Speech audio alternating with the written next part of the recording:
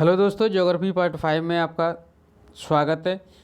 आज डेट है 3 अगस्त 2021।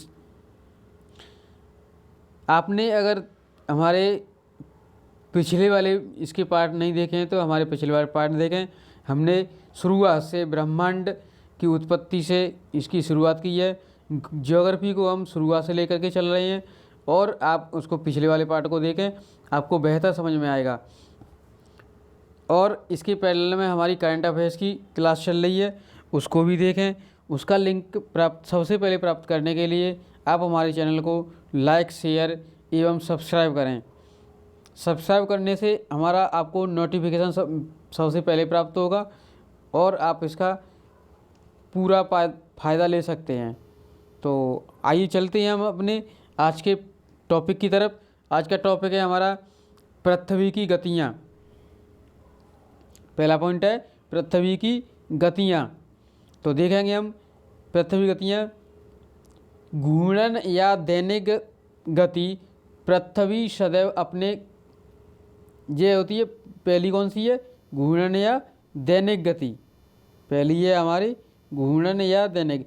दो प्रकार की गति होती है हमारी पृथ्वी, एक तो घूर्णन गति करती है, एक परिक्रमण करती है। ठीक, घूर्णन करती है और परिक्रमण करती है। पृथ्वी सदैव अपने अक्ष पर पश्चिम से पूर्व घूमती है। कैसे घूमती है? पश्चिम से पूर्व। हमने जो ग्रह, उपग्रह और पुच्छल तारे वाला पार्ट कल का कराया है, उसमें हमने दिया है कि जो ग्रह होते हैं सभी ग्रह पश्चिम से पूर्व घूमते हैं, लेकिन शुक्र और शनि और वरुण को छोड़ करके दो ऐसे ग्रह हैं जो पूर्व से पश्चिम घूमते हैं, वो अपवाद के रूप में हैं। तो हमारा पिछला वाला वीडियो देख लें, आपको समझ में आ जाएगा। पृथ्वी सदैव अपने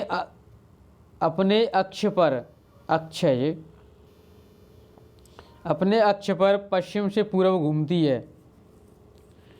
दूसरा पॉइंट है, ठीक है, अपने अक्ष पर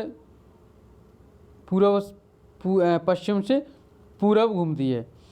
परिक्रमण या वार्षिक गति पृथ्वी अपने अब अगर हम परिक्रमण और वार्षिक गति की बात करें, ये तो हो गया अपने अक्ष पर घूमना। जैसे कि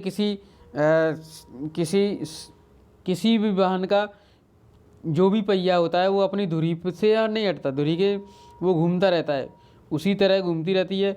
अगर हम इसकी वार्षिक गति की बात करें, ये तो थी दैनिक गति, अगर हम वार्षिक गति की बात करें तो पृथ्वी अपने अक्ष पर सूर्य के चारों ओर एक अंडाकार मार्ग पर 365 दिन 6 घंटे, ध्यान रखना, 365 दिन 6 घंटे में एक चक्कर पूरा करती है। यानी हमारी एक साल कितने समय की होती है? 365 दिन 6 घंटे।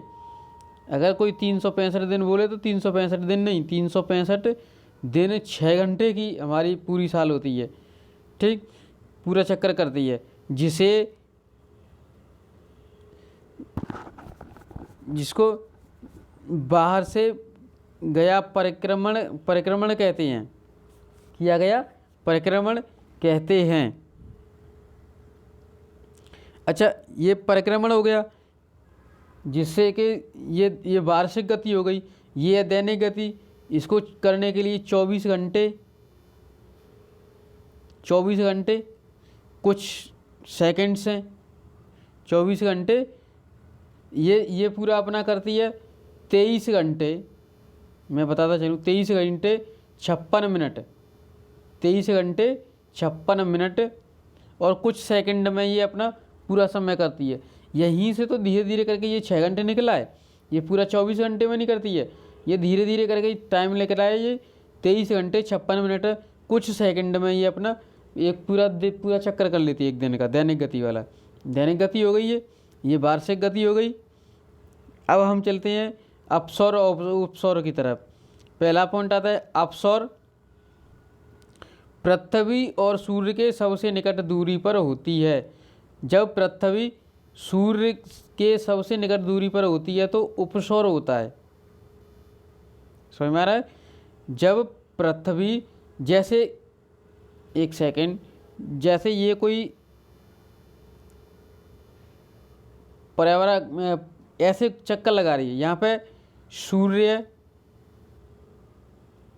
ठीक। अब ये घूमते घूमते यहाँ पे ये है, ऐसे ये है, इसमें ये सूर्य है। अब ये इसकी चारों तरफ चक्कर लगाएगी। जब यहाँ पे होगी ये पृथ्वी, यहाँ पे होगी तो इसका दूरी कम हो जाएगी। जैसे जैसे यहाँ पे पहुँचेगी तो इसकी दूरी बढ़ जाएगी। तो जब इन दोनों के बीच में दूरी होगी, जब इन दोनों के बीच में दूरी होगी ये, तो ये उपसौर कहलाएगी। यानी पृथ्वी और सूर्य के बीच सबसे कम दूरी, निकट दूरी होती है। और जब ये वाली दूरी होगी तो अपसौर कहलाएगी, ठीक। अगला पॉइंट है हमारा अपसौर। पृथ्वी जब सूर्य से अधिकतम दूरी, वही मैंने बताया, अधिकतम दूरी, ये वाली अधिकतम दूरी पर होती है तो अपसौर कहते हैं, ठीक है, अपसौर कहते हैं। अगला पॉइंट है ऋतु परिवर्तन। ऋतु परिवर्तन, जब सूर्य कर्क रेखा पर लंबवत चमकता है तो ग्रीष्म आयनात कहते हैं, जो 21 जून को होता है। यहाँ ये भी देखना होता है ग्रीष्म आयनात का किसे कहते हैं। तो जब सूर्य कर्क रेखा पर लंबवत चमकता है तो उसको ग्रीष्म आयनात कहते हैं। ग्रीष्म आयनात कब होता है? 21 जून को। 21 जून को ग्रीष्म आयनात होता है। 22 दिसंबर को क्या होता है? 22 दिसंबर को होता है, अब 22 दिसंबर को होता है शीत आयनात। 22 दिसंबर को शीत आयनात।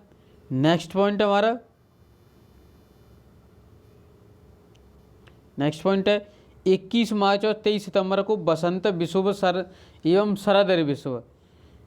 21 मार्च को हम देखें तो बसंत विषुव होगा, और अगर 30 सितंबर को देखें तो शरद विषुव होगा, ठीक है। अगला पॉइंट आता है ज्वार भाटा। ज्वार भाटा देखेंगे हम। सूर्य व चंद्रमा की आकर्षणक शक्तियों के कारण सागरीय जल के ऊपर उठने तथा नीचे गिरने को ज्वार भाटा कहते हैं। जब जल ऊपर उठता है, जब जल ऊपर उठता है तो उसको ज्वार कहते हैं, और जब ये नीचे गिरता, जैसे ऊपर उठा तो उसको ज्वार बोलेंगे, अब नीचे आएगा ये इसको तो इसको भाटा कहते हैं। नीचे आने वाले जल को भाटा कहेंगे और ऊपर उठने वाले को ज्वार कहते हैं, ठीक है। 24 घंटे में प्रत्येक स्थान पर 2 बार ज्वार भाटा आता है, यानी कि 23 घंटे 56 मिनट, 24 घंटे नहीं, 23 घंटे 56 मिनट में ज्वार भाटा कितनी बार आता है? 2 बार। लगभग 12 मिनट में एक बार ज्वार भाटा आता है। 12 घंटे में, लगभग 12 घंटे में एक ज्वार भाटा आता है, ठीक है। नेक्स्ट पॉइंट, जब सूर्य पृथ्वी तथा चंद्रमा एक सीधी रेखा में होते हैं तो दीर्घ ज्वार बनता है। अब यहाँ देखेंगे दीर्घ ज्वार कब बनता है? जब सूर्य पृथ्वी और चंद्रमा एक सीधी रेखा में हो, 180 एंगल पे हो। सूर्य, पृथ्वी और चंद्रमा, ये भी इसका चक्कर लगा रहा है, पृथ्वी ये भी चक्कर लगा रहे हैं। तो जब चक्कर लगाते लगाते, देखो ये तो 365 में लगाता है, लेकिन ये कम समय में लगाता है, इसका भी चक्कर लगा रहा है।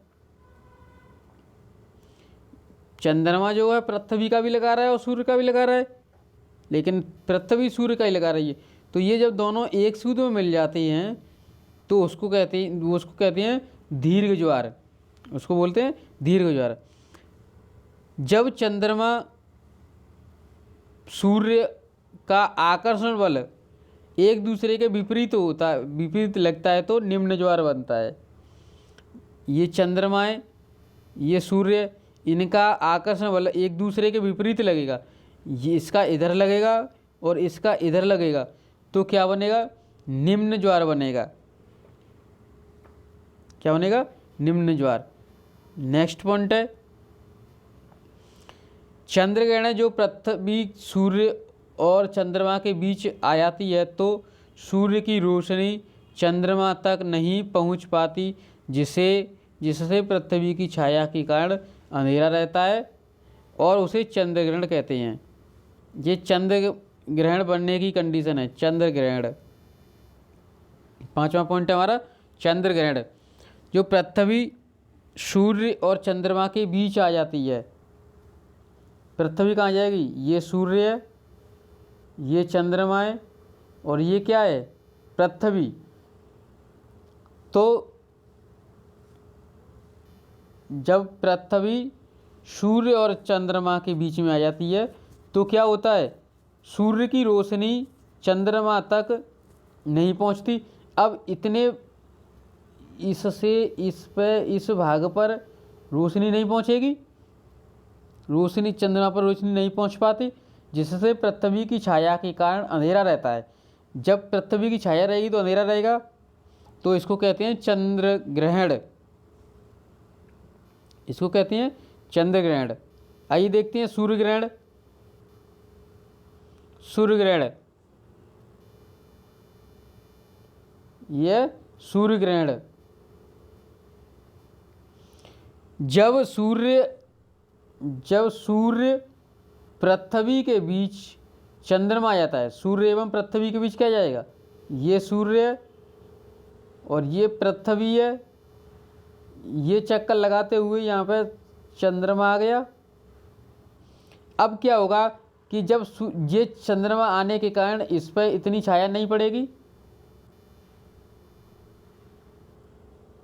आ जाता है, तो पृथ्वी पर सूर्य का प्रकाश न पड़ने से चंद्रमा की परछाई पड़ती है, तो उसे सूर्य ग्रहण कहते हैं। जब बीच में चंद्रमा आ जाएगा तो सूर्य की जो परछाई है पृथ्वी पर नहीं पड़ेगी, तो क्या कहलाएगा? सूर्य ग्रहण। सूर्य ग्रहण हमेशा अमावस्या को पड़ता है। सूर्य ग्रहण कब पड़ता है? अमावस्या को होता है। हम केवल पूर्ण सूर्य ग्रहण देख सकते हैं, लेकिन पूर्ण चंद्र ग्रहण नहीं देखा जाता। कभी भी पूर्ण चंद्र ग्रहण नहीं देखा जाएगा, हम केवल पूर्ण सूर्य ग्रहण देखते हैं। सूर्य ग्रहण तो अमावस्या को होता है, लेकिन चंद्र ग्रहण हमेशा पूर्णिमा के दिन ही होता है। अब चंद्र ग्रहण क्यों नहीं देख पाते हम? क्योंकि सूर्य, चंद्रमा एवं पृथ्वी के आकार में पर्याप्त अंतर है। अलग अलग अंक, सबसे बड़ा सूर्य है तो ये तो ढक लेता है, लेकिन चंद्र ग्रहण पूर्ण नहीं दिखाया जाता, क्योंकि चंद्रमा, इनका तीनों का आकार अलग अलग है, तो इसलिए पूर्ण चंद्र ग्रहण नहीं देखा जा सकता। तो ये था हमारा आज का सेशन।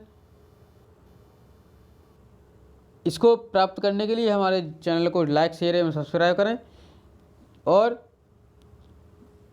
अपने दोस्तों को शेयर करें, जिससे कि सबको फ़ायदा मिले। आज के सेशन में बस इतना ही। Thank you for watching.